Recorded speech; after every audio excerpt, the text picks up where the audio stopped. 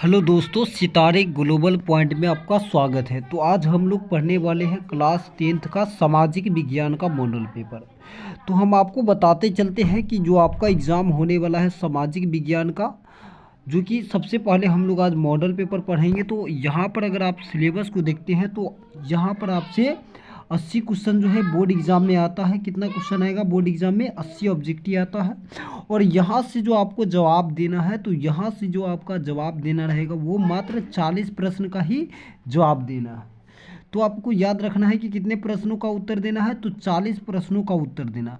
अगर आप इसमें सिर्फ मॉडल पेपर यानी कि अभी एक कराया जा रहा है, अगर मॉडल पेपर आप 5 तक कर लेते हो तो काफ़ी आसान हो जाएगा आपको 40 अंक लाना। तो और काफ़ी हम लोग डिटेल में मतलब जो है क्वेश्चन को एक्सप्लेन करके पढ़ाएंगे। तो इस वीडियो को बिल्कुल स्किप ना करें और इसको ध्यानपूर्वक देखें ताकि आपको समझ में आए, क्योंकि जितना भी क्वेश्चन बताया जाएगा आपको काफ़ी इम्पोर्टेंट बताया जाएगा और सिलेक्टेड क्वेश्चन बताया जाएगा। तो चलिए हम लोग डायरेक्ट क्वेश्चन की ओर बढ़ते हैं।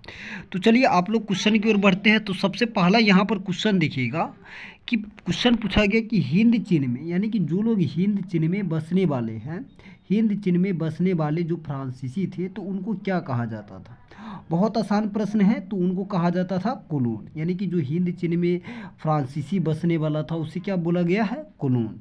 तो आपको ये बात याद रखना है और ये बातें काफ़ी बार एग्जाम में क्लास 10th के 10वीं एग्जाम में बहुत बार पूछ लिया है। तो चलिए हम लोग आगे की ओर बढ़ते हैं। अगला क्वेश्चन देखिएगा। आज हम लोग मॉडल पेपर एक ही करेंगे क्योंकि अधिक टाइम हो जाएगा और इस प्रकार से हम लोग 3-4 पार्ट में जो है इसको कंप्लीट कर लेंगे। अगला जो क्वेश्चन देखिएगा कि रॉलेट एक्ट। तो आपको याद रखना है रॉलेट एक्ट को ही क्या बोला गया? रॉलेट एक्ट कानून को बोला गया काला कानून। तो रॉलेट एक्ट कैसा कानून था? एक काला कानून था। क्यों काला कानून कहा गया है? तो आपको याद रखना है। देखिए, रॉलेट एक्ट को काला कानून इसलिए कहा गया है क्योंकि इसमें बिना अपील दलील को क्या किया जाता था? डायरेक्ट अंग्रेजों की ओर से गिरफ्तार कर लिया जाता था। तो रॉलेट एक्ट क्या था? काला कानून। और इसके विरुद्ध में, रॉलेट एक्ट के विरुद्ध में जलियांवाला बाग मतलब जलियांवाला बाग में एक मतलब जो है बैठक हुई थी। और देखिएगा तो कहीं ना कहीं ये घटना जो है जलियांवाला बाग हत्याकांड, यानी कि इसके विरुद्ध में एक संगठन बना था जलियांवाला बाग में। तो जलियांवाला बाग हत्याकांड भी कब हो जाता है? 13 अप्रैल 1919 को हो जाता है। और ये बात भी आप याद रखिएगा कि रॉलेट एक्ट कानून कब पारित हुआ है?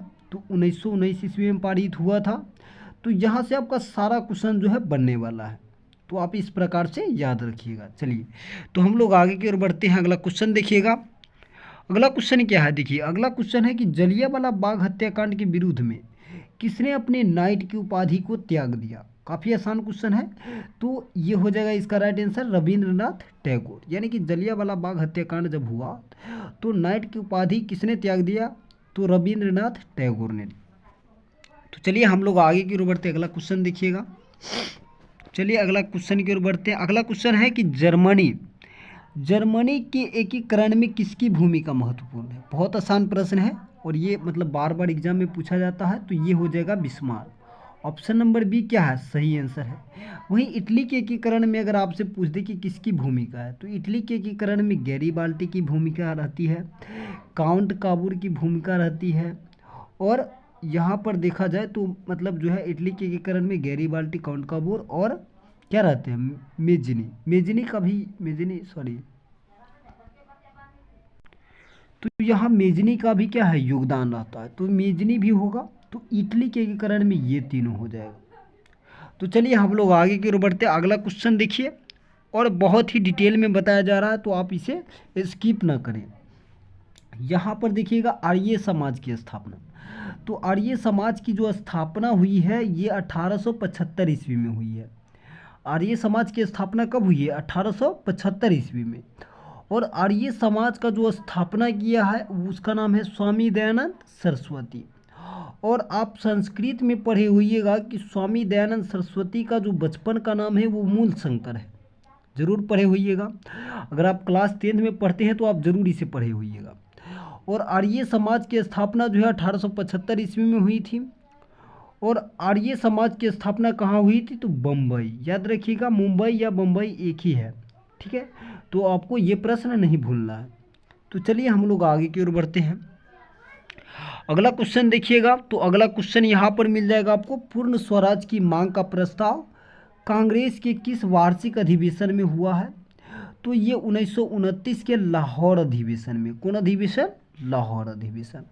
तो चलिए हम लोग आगे की ओर बढ़ते हैं। यहाँ पर अगला प्रश्न देखिएगा कि भारत में सूती वस्त्र की प्रथम मिल खोली गई, तो ये क्या हो जाएगा?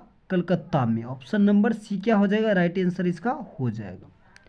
आगे की ओर हम लोग बढ़ते हैं। अखिल भारतीय ट्रेड यूनियन कांग्रेस के प्रथम अध्यक्ष कौन थे?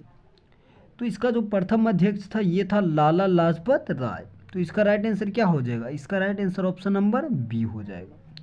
तो चलिए हम लोग आगे की ओर बढ़ते हैं। हिंद चीन क्षेत्र के अंतिम युद्ध की समाप्ति के समय अमेरिका के राष्ट्रपति कौन थे? तो ये निक्सन थे। कौन थे? निक्सन। और आपसे ये भी प्रश्न आता है कि हिंद चीन के क्षेत्र के अंतर्गत में क्या नहीं आता है? हिंद चीन के क्षेत्र के अंतर्गत क्या नहीं आता है? याद रखिएगा, हिंद चीन क्षेत्र के अंतर्गत आता है वियतनाम, कंबोडिया और लाओस आता है। ठीक है, तो हिंद चीन के अंतर्गत क्या नहीं आता है? तो चीन नहीं आता है। यहाँ पर देखिएगा प्रश्न में आएगा आपको कि हिंद चीन क्षेत्र के अंतर्गत कौन नहीं आता। दे देगा वियतनाम ऑप्शन ए में, बी में लाओस देगा, कंबोडिया देगा, चीन होगा। तो यहाँ पर क्या हो जाएगा? चीन इसका राइट आंसर हो जाएगा। तो चलिए हम लोग आगे की ओर बढ़ जाते हैं। तो चलिए यहाँ पर से 10 नंबर क्वेश्चन से हम लोग करते चलेंगे। तो यहाँ पर जो क्वेश्चन देखिएगा 10 नंबर कि विक्टर एमेनुअल ने प्रधानमंत्री नियुक्त किया मेजनी को, तो मेजनी तो नहीं होगा। विक्टर एमेनुअल ने किसे प्रधानमंत्री पद पर नियुक्त किया था? मेटरनी को, तो ये इसको भी नहीं किया। क्या काउंट काबुल को? बिल्कुल, काउंट काबुल को विक्टर एमेनुअल ने किस पद पर नियुक्त किया था? प्रधानमंत्री। अब जो अगला क्वेश्चन है कि रक्त और लौह का नीति का अवलंबन किसने किया? तो यहाँ पर ये जो गैरीबाल्टी लगाया है ये बिल्कुल क्या है? गलत है। रक्त और लौह की नीति का अवलंबन जो किया था वो बिस्मार्क। कौन किया था? बिस्मार्क। गैरीबाल्टी पेशे से क्या है? तो नाविक है। गैरीबाल्टी पेशे से क्या थे? नाविक थे। और यहाँ पर अगला प्रश्न देखिए, नई आर्थिक नीति यानी कि नेप कब लागू की गई थी? तो 1921 ईस्वी में। काफ़ी आसान प्रश्न है। तो चलिए हम लोग आगे की ओर बढ़ते हैं। यहाँ पर आपको एक भी प्रश्न गलत नहीं बताया जाएगा। अगर कोई गलत होगा तो हम आपको ज़रूर कमेंट में बता सकते हैं, क्योंकि यहाँ पर हम जो क्वेश्चन बताएंगे बहुत कम चांस है कि रेयर केस में ही गलत हो जाता है। तो इंडियन स्टेट यूटिलिटी कमीशन का अन्य नाम क्या है? तो इसका नाम है साइमन कमीशन। क्या नाम है? Simon commission. अब यहाँ पर हम लोग देखते हैं, तो साइमन कमीशन जो भारत आया वो आया यानी कि साइमन कमीशन का जो गठन हुआ वो 1927 में हुआ। और साइमन कमीशन जो भारत में आया वो कब आया? तो 1928 में भारत में आया साइमन कमीशन। और 1928 में जब ये भारत आया तो गो बैक साइमन का नारा लगाते हुए ये इसको क्या कर दिया गया? समाप्त किया गया। तो यानी कि साइमन कमीशन का भारत मतलब गठन कब हुआ? 1927। भारत कब आया? तो 1928। तो चलिए हम लोग आगे की ओर बढ़ते हैं। अगला क्वेश्चन देखिएगा। अगला क्वेश्चन यहाँ पर हम लोग देखते चलते हैं। तो अगला क्वेश्चन है कि महात्मा गांधी ने किस समाचार पत्र का संपादन किया? तो कॉमनवेल्थ। तो कॉमनवेल्थ तो होगा ही नहीं। बंगाली क्या होगा? बिल्कुल नहीं होगा। बिहारी ऐसा कोई नहीं है। Young India. तो यंग इंडिया समाचार पत्र का जो गठन जो संपादन है या संपादक किया वो कौन है? महात्मा गांधी जी है। और हिंद स्वराज पुस्तक के भी लेखक कौन है? तो हिंद स्वराज पुस्तक के भी लेखक हैं महात्मा गांधी जी। ये भी याद रख लीजिएगा, कहा है कि काफ़ी इम्पोर्टेंट है। गुटेनबर्ग ने सर्वप्रथम किस पुस्तक की छपाई किया था? बहुत आसान क्वेश्चन है। यह क्या कुरान होगा? बिल्कुल कुरान नहीं हो सकता है। क्या गीता होगा? बिल्कुल गीता नहीं होगा। हदीस होगा? बिल्कुल नहीं होगा। तो इसका आपका जो सी ऑप्शन बच गया बाइबिल। गुटेनबर्ग ने सर्वप्रथम बाइबिल की छपाई किया था। तो ये भी आप याद रखिएगा। तो चलिए हम लोग आगे की ओर बढ़ते हैं। अगला क्वेश्चन देखिएगा, अशोक का अभिलेख किस लिपि में है? अशोक का जो अभिलेख है वो किस लिपि में है? तो ब्राह्मी लिपि में है। ऑप्शन नंबर क्या हो जाएगा? ए सही हो जाएगा। तो चलिए हम लोग आगे की ओर बढ़ते हैं। अगला क्वेश्चन जो देखिएगा कि बंगाल का विभाजन वापस कब लिया गया? तो काफ़ी आसान प्रश्न है। बंगाल का जो विभाजन वापस लिया गया यानी कि रद्द जो किया गया बंगाल विभाजन को, तो ये 1911 में रद्द किया गया। और इस समय वायसराय जो था लॉर्ड रिपेन, यानी कि किसके समय, तो लॉर्ड रिपन के समय, याद रखिएगा। और बंगाल का जो विभाजन हुआ, अगर आप 1905 सोच रहे हैं तो आपका सोच जो है बंगाल का विभाजन कब हुआ, तो ये हो जाएगा 1905। तो बंगाल का विभाजन कब हुआ, 1905 ईस्वी में। और बंगाल का विभाजन किसके समय में हुआ, तो आपको याद रखना है लॉर्ड कर्जन के समय। किसके समय, लॉर्ड कर्जन के समय बंगाल का विभाजन हुआ। बंगाल विभाजन को रद्द कब किया गया, 1911 में लॉर्ड रिपन के समय। तो आप दोनों क्वेश्चन को याद रख लीजिएगा। चलिए हम आगे की ओर बढ़ते हैं।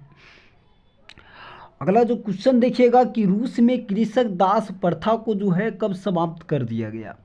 तो काफ़ी आसान प्रश्न है, ये बार बार रिपीट करता है, तो 1861 ईस्वी हो जाएगा इसका राइट आंसर। तो चलिए हम लोग आगे की ओर बढ़ते। अगला क्वेश्चन देखिएगा, किस सम्मेलन में 1 मई को मजदूर दिवस मनाने का निर्णय लिया गया था। तो इसका बी आंसर क्या होगा, द्वितीय अंतर्राष्ट्रीय सम्मेलन में, बी आंसर हो जाएगा। तो चलिए हम लोग आगे की ओर बढ़ते हैं। होचो मिन की सरकार थी तो उत्तरी वियतनाम में। होचो मिन की सरकार कहाँ है, तो उत्तरी। और वही दक्षिण वियतनाम, तो दक्षिण वियतनाम में बाओदाई की सरकार है। उत्तरी वियतनाम में होचो मिन की सरकार है और दक्षिण वियतनाम में किसकी सरकार है, तो दक्षिण वियतनाम में बाओदाई की सरकार है। तो चलिए हम लोग आगे बढ़ते हैं। वार एंड पीस के लेखक कौन है, तो टॉल्स्टॉय है, ये काफ़ी बार पूछ चुका है। सोवियत संघ का विघटन कब हुआ था, 1991 ईस्वी में, काफ़ी आसान है। तो चलिए जो आसान है उसको उतना समय नहीं दीजिएगा। पटना को आजिमबाद के नाम से आजिम उस जान ने जाना है। तो चलिए आगे की ओर हम लोग बढ़ेंगे। आगे की ओर क्या करेंगे, बढ़ेंगे। तो अगला क्वेश्चन देखिएगा। अगला क्वेश्चन है कि पाटलिपुत्र नगर की स्थापना किसने किया। तो इसका जो आंसर अजातशत्रु है, ये भी नहीं होगा, बिंदुसार भी नहीं हो, उदयन, ये क्या हो जाएगा, उदयन।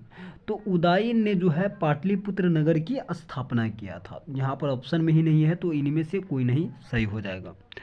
आगे की ओर बढ़िएगा। तो भारत में राष्ट्रीय आय की गणना किस संस्था के द्वारा किया जाता है, तो केंद्रीय सांख्यिकी संगठन यानी कि CSO के द्वारा किया जाता है। आगे की ओर बढ़िएगा। तो योजना आयोग का जो गठन हुआ वो कब हुआ, तो 15 मार्च 1950 को। योजना आयोग को भंग कर कब कर दिया गया, 2014 में। योजना आयोग को भंग करके कौन सा आयोग आया, तो 1 जनवरी 2015 में नीति आयोग बन गया। क्या बन गया, नीति आयोग। तो ये भी याद रखिएगा। चलिए हम लोग आगे की ओर बढ़ते हैं। अगला क्वेश्चन देखिएगा, उत्पादन के साधनों पर निजी व्यक्ति का स्वामित्व होता है पूंजीवादी अर्थव्यवस्था में। आगे की ओर बढ़ते अगला क्वेश्चन देखिएगा, गैस और बिजली का उत्पादन किस क्षेत्र के अंतर्गत आता है, द्वितीय क्षेत्र में आ जाएगा।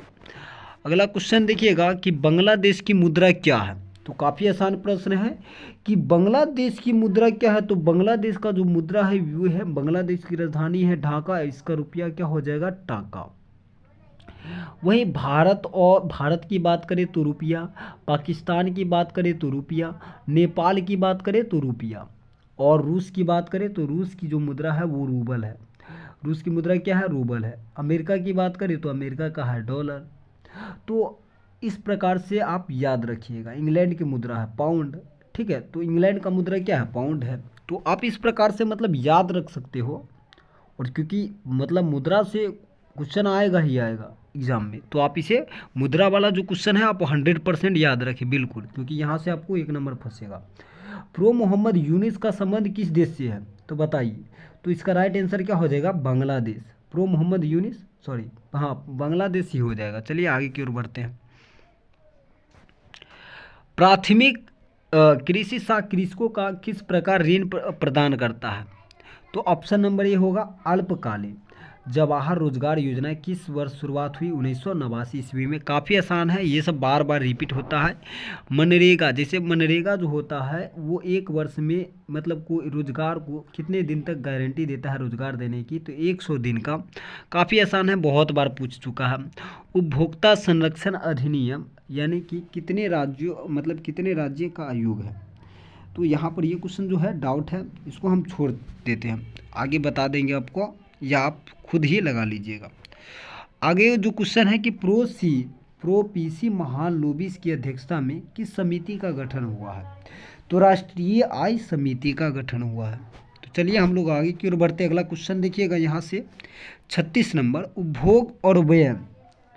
उपभोग व्यय और बचत के योग क्या कहलाएगा, तो आय कहलाएगा। क्या कहलाएगा, आय। निम्न में कौन आर्थिक क्रिया का चक्रीय प्रवाह है? उत्पादन, व्यय या आय? इनमें से सभी। तो इनमें से सभी हो जाएगा। भारत में सर्वप्रथम राष्ट्रीय आय का अनुमान कौन लगाया? तो आपको मालूम होगा 1868 ईस्वी में कौन लगाया था? दादा भाई नौरोजी ने। तो चलिए हम लोग आगे की ओर बढ़ते हैं। अगला क्वेश्चन देखिएगा, निम्न में से कौन सहकारिता का मूलभूत तत्व नहीं है? तो अनिवार्य सदस्यता, अनिवार्य सदस्यता हो जाएगा। यहाँ पर हम लोग अगला क्वेश्चन देखेंगे, तो इनमें से कौन गैर आर्थिक आधारित संरचना है? तो क्या हो जाएगा? स्वास्थ्य, स्वास्थ्य इसका राइट आंसर हो जाएगा। अगला क्वेश्चन देखिएगा, तो अगला क्वेश्चन है कि संविधान का 74वां संविधान संशोधन संबंधित है। तो संविधान का 74वां जो संशोधन है वो किससे संबंधित है? नगरीय शासन व्यवस्था से। वही 73वां की बात करें तो पंचायती राज व्यवस्था से। और पंचायती राज व्यवस्था की कितने स्तर है? तो त्रिस्तरीय है, यानी कि 3 स्तर है। तो सबसे पहला है ग्राम पंचायत, दूसरा है पंचायत समिति और तीसरा होता है जिला परिषद। तो आपको याद रखना, आपसे एग्जाम में पूछेगा पंचायती राज का दूसरा स्तर क्या है? तो पंचायत समिति हो जाएगा। पंचायती राज का पहला स्तर क्या है? तो ग्राम पंचायत हो जाएगा। ये सब आपके एग्जाम में बहुत रिपीट करता है, तो इसे आप जरूर याद रखें। यहाँ पर अगला क्वेश्चन है कि बिहार में एक नगर निगम के अधिकतम कितने वार्ड हो सकते हैं? तो 75 वार्ड हो सकते हैं। आप इसे जरूर याद रखिए। अगला क्वेश्चन देखिएगा कि चिपको आंदोलन संबंधित है? तो सुंदरलाल बहुगुणा से। और ये चिपको आंदोलन किससे, मतलब जो चिपको आंदोलन है वृक्ष के बचाव से संबंधित है। अगला क्वेश्चन देखिएगा, अगला क्वेश्चन है नेपाल में सप्तदलीय गठबंधन क्यों किया गया? लोकतंत्र के स्थापना के लिए। तो इसका right answer option number A होगा। बहुजन समाज पार्टी की स्थापना किसने किया? कांशीराम हो जाएगा। ऑप्शन नंबर सी सही हो जाएगा। अगला क्वेश्चन देखिएगा, दल बदल कानून लागू होता है? तो केवल संसद और विधायकों पर ही लागू होता है दल बदल कानून। आगे देखिएगा, झारखंड बिहार से कब पृथक हुआ है? तो बहुत आसान प्रश्न है, 15 नवंबर 2000 को। वहीं बात करें बिहार की स्थापना कब हुई है? 1912 ईस्वी में। वहीं बात करें बिहार से उड़ीसा कब अलग हुआ है? तो 1936 ईस्वी में बिहार से उड़ीसा अलग हुआ था। 1936 ईस्वी में, आपको ये भी याद रखना है। तो चलिए इतना डिटेल में आप ज़रूर याद रखिए। तो चलिए हम लोग आगे की ओर बढ़ते हैं, क्योंकि काफ़ी ज़्यादा समय हो रहा है, तो क्योंकि जल्द ही क्वेश्चन पेपर को करा लेना है। अगला देखिएगा, इनमें कौन संघीय प्रणाली की विशेषता इकहरी शासन व्यवस्था है?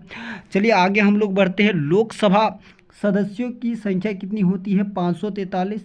काफ़ी आसान है। यहाँ पर देखिएगा, तो संसद के 2 सदन होते हैं। संसद के कितने सदन होते हैं? 2। एक होते हैं लोकसभा, एक होते हैं राज्यसभा। तो लोकसभा में जो अधिकतम सदस्य की संख्या होगा वो 552 होगा। इसे 552 होता है अधिकतम। लेकिन जो लोकसभा सदस्य जो चुनकर आता है वो कितना होता है? 500, यानी कि चुना हुआ सदस्य कितना होता है? तो वो 543 ही होता है। और 545 चुनने के लिए बोला जाता है, जिसमें 2 राष्ट्रपति क्या कर देते हैं? मनोनीत कर देते हैं। तो चलिए हम लोग आगे की ओर बढ़ते हैं। अगला क्वेश्चन देखिएगा, पूर्व बांग्लादेश में जाना जाता था? तो पूर्व बांग्लादेश, यानी कि पूर्व में बांग्लादेश जाना जाता पूर्वी पाकिस्तान के नाम से। अगला क्वेश्चन बढ़ते हैं आगे क्वेश्चन के। वेस्ट इंडीज संघ की स्थापना 1958 में होती है। इंडिका के लेखक कौन है? तो यहाँ पर देख लीजिए, इंडिका का जो लेखक है वो मेगास्थनीज है। अर्थशास्त्र के लेखक चाणक्य है। तो आप इसे जरूर याद रखिएगा। विश्व का सबसे बड़ा लोकतांत्रिक देश है तो वो है भारत। आंग सांग सूची किस देश के नागरिक है? तो म्यांमार का। काफ़ी इंपॉर्टेंट प्रश्न है, ये आपके एग्जाम में आएगा। क्षेत्रवाद की भावना का कुपरिणाम है अलगाववाद। ये भी काफ़ी बार पूछा गया है। दुधवा राष्ट्रीय उद्यान कहाँ है? तो उत्तर प्रदेश में हो जाएगा। ये भी काफ़ी बार पूछा गया। अगला क्वेश्चन देखिएगा, भारत की प्रथम राष्ट्रीय जल नीति कब अपनाई गई? तो सितंबर 1987। काफ़ी आसान है। विश्व में सर्वाधिक वनावरण वाला देश कौन है? तो रूस है। आगे की ओर बढ़ते अगला क्वेश्चन देखिएगा, किस मृदा में ह्यूमस की मात्रा नगण्य होती है? लेटेराइट मृदा में। आगे की ओर बढ़ते हम लोग, भारत का सबसे बड़ा खनिज तेल का क्षेत्र कौन है? तो डिगबोई, यानी कि असम का डिगबोई क्षेत्र। इनमें से रोपण फसल जो है कहाँ होता है, यानी कि कौन? चाय की खेती रोपण फसल है, रबड़ भी और गन्ना भी। तो क्या हो जाएगा? इनमें से सभी हो जाएगा। अगला क्वेश्चन की ओर बढ़ते हम लोग, जीवन रेखा रेल कब चलाई गई 1991 में। तो चलिए हम लोग आगे की ओर बढ़ते हैं। अगला क्वेश्चन देखिएगा, ये सब काफ़ी बार इम्पोर्ट, कांवड़ झील का है, ये भी बहुत बार रिपीट है, बेगूसराय में है कांवड़ झील। तो चलिए हम लोग आगे की ओर बढ़ते हैं। अगला क्वेश्चन देखिएगा, संयुक्त यानी किस राज्य में संयुक्त वन प्रबंधक का पहला प्रस्ताव पारित किया गया। तो इसका right answer option number D Orissa हो जाएगा। ठीक है, बिहार से उड़ीसा कब अलग हुआ, 1936 में, ये भी याद रखिएगा। इनमें से कौन अकार्बनिक खनिज है, तो अभ्रक हो जाएगा। अगला क्वेश्चन की ओर बढ़ते हैं। अगला क्वेश्चन देखिएगा कि सर्वाधिक मैंग्रोव वन कहाँ पाया जाता है, पश्चिम बंगाल में, और सुंदर वन भी कहाँ है, तो पश्चिम बंगाल में, ये भी याद रखिएगा। इनमें से कौन कोयला जो है घटिया किस्म का होता है, तो सबसे घटिया किस्म का होता है पीट बिटुमिनस कोयला जो होता है भारत में सर्वाधिक पाया जाता है, ये भी आप याद रखिएगा। तो चलिए हम लोग आगे की ओर बढ़ते हैं। अगला क्वेश्चन देखिएगा, भारत में चाय की कृषि कहाँ शुरू हुआ, तो असम में। पाइराइट किस प्रकार का खनिज है, तो पाइराइट जो है ये धात्विक खनिज होता है, तो ये भी इसका बहुत बार ये भी पूछा गया है। अगला क्वेश्चन की ओर बढ़ते हैं, भारत का पहला परमाणु शक्ति संयंत्र कहाँ है, तो तारापुर में है। अगला क्वेश्चन की ओर बढ़ते हैं, कोडरमा का संबंध किस खनिज से है, तो कोडरमा का संबंध अभ्रक से था, तो ये भी काफ़ी बार पूछा गया है। किस देश ने ओपेक की सदस्यता को त्याग दिया, तो कतर देश है जो ओपेक की सदस्यता को त्याग दिया। जूट के लिए अग्रणी कौन सा देश है, तो जूट में बांग्लादेश आ जाएगा। आसवन बांध जो है किस नदी से संबंधित है, तो नील नदी से संबंधित है। अगला क्वेश्चन देखिएगा, इनमें से कौन प्राकृतिक आपदा नहीं है, तो आतंकवाद हो जाएगा।